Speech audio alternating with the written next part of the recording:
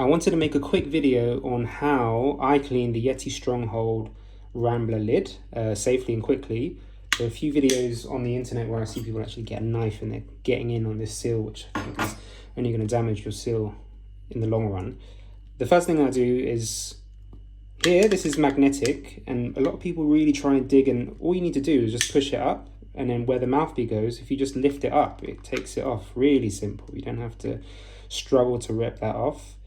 So I put that in a bowl, and then this bit with the seal, a lot of people really are digging a knife in under, which is going to chip or damage the seal. So if you just get a dry towel, and basically you're making this movement, actually I can do it here because it's quite dry, but when it's wet,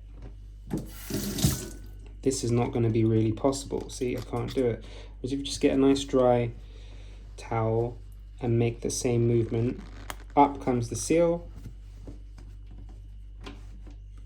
seal is off, and then just wash it. Very simple. The one thing I would say is when you're putting it back together, this seal, I don't know if you can see, but there's two. There's a high lip and a low lip. Make sure the high lip is towards the top. So you would put it this way, and then that will correctly make the seal. See here, the higher lip is towards the top of the Rambler lid. And then you are good to go.